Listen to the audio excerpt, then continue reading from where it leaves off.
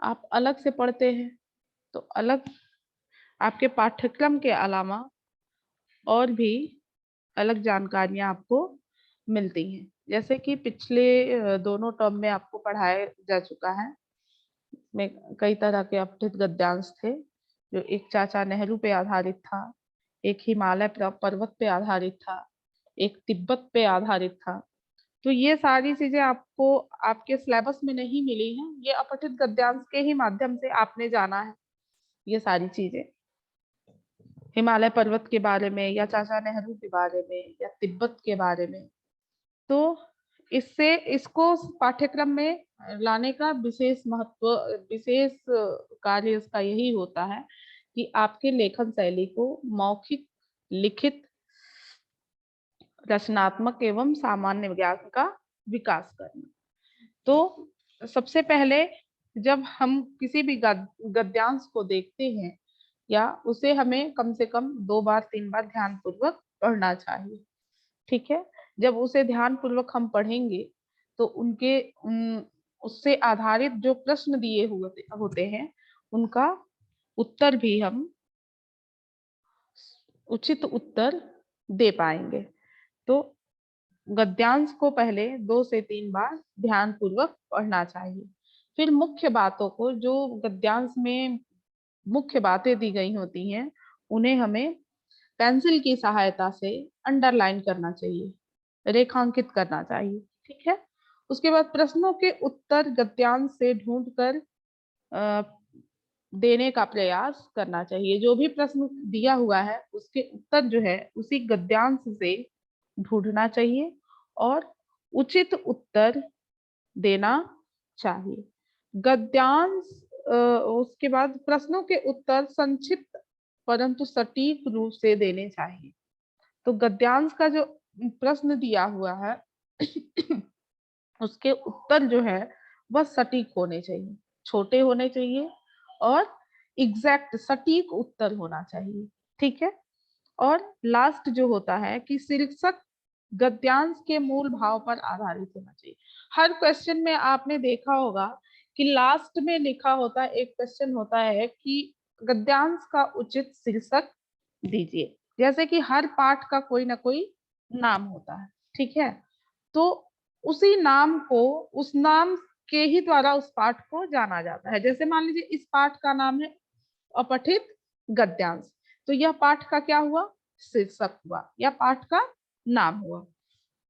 तो उसी तरह से जो गद्यांश दिया गया है उसका क्या नाम होगा, उसका उचित शीर्षक क्या हो सकता है, यह हमें बताना होता है। तो उचित शीर्षक जो है वह पाठ पे, मतलब जो गद्यांश दिया हुआ है उसके मूल भाव पर आधारित होना चाहिए। ठीक है, तो जो पाठ का मूल भाव है, पाठ में किसकी, मतलब उस गद्यांश में किसकी बात कही गई है, किसकी चर्चा की गई है, उसी पे आधारित उस पाठ का शीर्षक होना चाहिए, उस गद्यांश का शीर्षक होना चाहिए। तो इसमें हमने आपको पिछले 2 टर्म में पहला जो था चाचा नेहरू, चाचा नेहरू पेज नंबर 76, ये वाला हमने करा दिया है, ये गद्यांश कंप्लीट हो चुका है। इसके बाद फिर दूसरा वाला भी गद्यांश जो है पेज नंबर 76 पे हिमालय पर्वत भारत, ये भी कंप्लीट हो चुका है। फिर आते हम ये अब थर्ड वाला 78 पेज नंबर 78 तिब्बत वाला, जो कि आपके एग्जामिनेशन में आया था, तो यानी कि ये भी कंप्लीट है। अब आते हैं हम ये फिर अभ्यास प्रश्न में। अभ्यास प्रश्न में पेज नंबर 78 पे है आनंद, इसको भी हमने सेकंड टर्म में करवाया है। अब इसका ख वाला देखिए, पेज नंबर 79, पेज नंबर 79 ख, ये आपका गद्यांश दिया हुआ है। सत्य बोलने से ही हमारा सम्मान बढ़ेगा और हम शांति पूर्वक अपना समय बिता सकेंगे, क्योंकि झूठ बोलने वालों से सभी घृणा करते हैं, सत्य बोलने वालों से सभी प्रेम करते हैं। यदि हम सत्य बोलेंगे तो हमें अपना कर्तव्य पालन करने में कोई भी कष्ट नहीं होगा और सदा हम सदा सुखी व संतुष्ट बने रहेंगे। तो ये आपका गद्यांश हो गया। इस गद्यांश को हम समझने के लिए 2 से 3 बार पढ़ेंगे ताकि चीजें हमको समझ में आए। फिर इस पे आधारित जो प्रश्न दिया हुआ है, प्रश्न नंबर 1, सत्य बोलने से हम कैसा समय बिता सकेंगे। तो इसमें जो दिया हुआ है गद्यांश में, देखिए पहली लाइन है, सत्य बोलने से ही हमारा सम्मान बढ़ेगा और हम शांति पूर्वक अपना समय बिता सकेंगे। तो हमारा ये पहले प्रश्न का उत्तर हो गया कि सत्य बोलने से हम शांति पूर्वक अपना समय बिता सकेंगे। ठीक है। फिर नेक्स्ट सेकंड क्वेश्चन है, सभी किससे घृणा करते हैं। ठीक है, सभी किससे घृणा करते हैं, उसी सेकंड लाइन में देखिए दिया हुआ है, झूठ बोलने वालों से सभी घृणा करते हैं। फिर थर्ड क्वेश्चन है, यदि हम सत्य बोलेंगे तो क्या होगा। इसका उत्तर भी इसी लाइन में दिया हुआ है। यदि हम सत्य बोलेंगे तो हमें अपना कर्तव्य करने में कोई कष्ट नहीं होगा और हम सदा सुखी और संतुष्ट बने रहेंगे। ठीक है। फिर लास्ट क्वेश्चन है कि गद्यांश का उचित शीर्षक लिखिए। तो इसमें गद्यांश का उचित शीर्षक क्या होगा, ये गद्यांश किस पे आधारित है, सत्य पे आधारित है। तो इस गद्यांश का उचित शीर्षक हो सकता है कि सदा सत्य बोलो या सत्य केवल सत्य भी हो सकता है, सदा सत्य बोलो हो सकता है। ठीक है। फिर इसी प्रकार जो दिया है अभ्यास प्रश्न ग में पेज नंबर 79 पे ही दिया हुआ है अभ्यास प्रश्न ग। ये जो है दशहरे पर आधारित गद्यांश है। ठीक है, तो इसको भी एक बार देख लीजिए। वैसे इसको आप एक्सरसाइज में करने की कोशिश करिएगा अपने मन से कि देखा जाए कि आप कितना कर सकते हैं इसको, और बाकी सब पीडीएफ के माध्यम से आपके पास जाएगा ही। लेकिन ये दोनों जो एक्सरसाइज है एक बार आप खुद से करने की कोशिश करिएगा। एक तो हमने बता ही दिया आपको, दूसरा वाला भी कुछ एक्सप्लेन कर देते हैं इसको। हमारे देश में दशहरे का त्योहार बड़ी धूमधाम से मनाया जाता है। दशहरे के 10 दिन पहले से ही रामलीला आरंभ हो जाती है, जो दशहरे वाले दिन रावण वध के बाद समाप्त होती है। दशहरे के दिन मेले लगते हैं। शाम के समय रावण, मेघनाथ और कुंभकर्ण के बड़े बड़े पुतले जलाए जाते हैं। दशहरे का मेला सभी स्थानों पर लगता है। यह त्योहार बुराई पर अच्छाई की जीत का प्रतीक है। अब इस पे आधारित प्रश्न दिए हुए हैं जो कि बहुविकल्पी है। इसमें आंसर 3 ऑप्शन दिया हुआ है, इसका एक उचित उत्तर आपको टिक करना है। तो दशहरे के 10 दिन पहले क्या आरंभ होती है, रामलीला, दशहरा, रावण लीला। तो इसका उचित आंसर क्या होगा, रामलीला। ठीक है। फिर है दशहरे के दिन क्या लगते हैं, ठेले, मेले, बेला इत्यादि। तो इसका उचित आंसर होगा कि मेले लगते हैं, दशहरे के दिन मेले लगते हैं।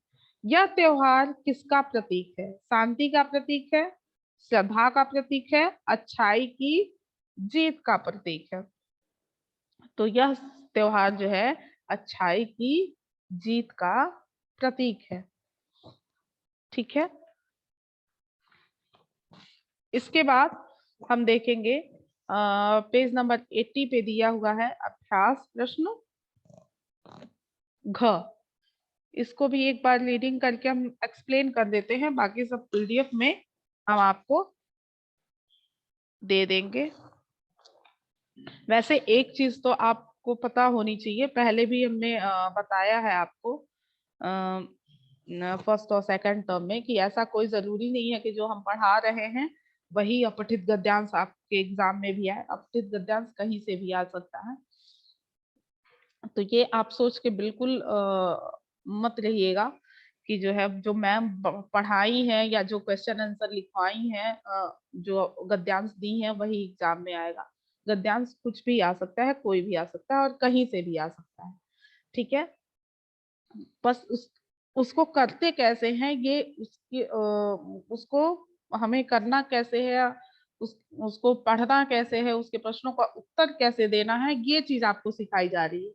न कि आप ये सोच के बैठे हैं कि मैम ने जो लिखाया है वही उठा के मैम दे देंगी, ऐसा कुछ नहीं है। तो लास्ट वाला अपठित गद्यांश देखेंगे, अभ्यास प्रश्न घ, पेज नंबर 80। एक गड़ेरिया भेड़ चराने गांव से बाहर गया, उसे मजाक करने की सूझी। वह गांव की ओर मुंह करके जोर जोर से चिल्लाने लगा, गड़ेरिया आया, गड़ेरिया आया। गांव वाले भागे भागे आए। गड़ेरिये के मजाक को जानकर लोग क्रोधित होकर वापस चले गए। एक दिन सचमुच ही एक भेड़िए ने गड़ेरिये की भेड़ों पर आक्रमण कर दिया। गड़ेरिया घबरा कर जोर जोर से चिल्लाने लगा, भेड़िया आया, भेड़िया आया। गांव वालों ने सोचा कि यह गड़ेरिया फिर झूठ बोल रहा है।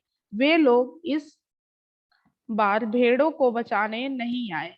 कुछ भेड़ों को भेड़िए ने मार डाला। अब इस पे आधारित प्रश्न दिए हुए हैं। फिर पहला प्रश्न है, गड़ेरिया चराने कहाँ जाता था? तो गड़ेरिया भेड़ चराने गांव के बाहर जाता था। गड़ेरिया क्या कहकर चिल्लाने लगा? गड़ेरिया भेड़िया आया कहकर चिल्लाने लगा। एक दिन सचमुच कौन आया? एक दिन सचमुच भेड़िया आया। गांव वालों ने क्या सोचा? गांव वालों ने सोचा कि यह गड़ेरिया फिर झूठ बोल रहा है। गद्यांश का उचित शीर्षक लिखिए। तो गद्यांश का उचित शीर्षक होगा यहाँ पे झूठ का फल। अगर मान लीजिए कि गड़ेरिया झूठ नहीं बोला होता तो गांव वाले आकर उसकी सहायता करते, उसकी भेड़ों को बचाते। लेकिन वह चूंकि यह घटना एक बार पहले हो चुकी थी, एक बार वह लोगों को मजाक में बुला चुका था, झूठ में बुला चुका था। इस वजह से गांव वाले जो है वह जब सचमुच में भेड़िया आया तो गांव वाले ये सोचे कि हो सकता है कि ये फिर से मजाक कर रहा हो, इसलिए गांव वालों में से कोई नहीं आया और इस तरह से भेड़ियों का झुंड आया और गड़ेरिया की भेड़ों पर हमला कर दिया और उसकी कई भेड़ों को मार डाला। तो इस गद्यांश का उचित शीर्षक ये होगा कि झूठ का फल। अगर मान लीजिए गड़ेरिया झूठ नहीं बोलता तो उसे इतना बड़ा नुकसान नहीं होता, तो यह उसके झूठ का फल था जिसकी उसे सजा मिली। ठीक है, तो ये आपका गद्यांश रहा, अपठित गद्यांश। 3 गद्यांश हम आपको बता चुके हैं, एक्सप्लेन कर चुके हैं। इसका क्वेश्चन आंसर जो है वो आपको पीडीएफ के माध्यम से दे दिया जाएगा। लेकिन आपको ये अभ्यास प्रश्न जो है ख और ग, पेज नंबर 79 HW में 2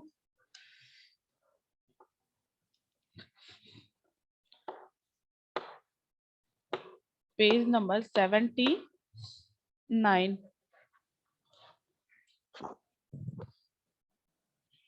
इन बुक, ये अभ्यास प्रश्न दोनों जो है ख और ग, इसको रीड करके और खुद से करना है। ये आपको बुक में करना होगा, इसको रीड करिएगा और फिर एक बार इसको भी रीड करके करने की कोशिश करिएगा। उसके बाद दोनों अभ्यास तीनों का पीडीएफ जो है आपको मिल जाएगा, मैं सेंड कर दूंगी। पिछले जो चैप्टर्स हैं उसकी भी पीडीएफ आपको दे दिए गए हैं। इस अगर कोई डाउट है किसी भी चैप्टर में तो आप शाम में 5 से 6 अपने डाउट क्लियर कर सकते हैं।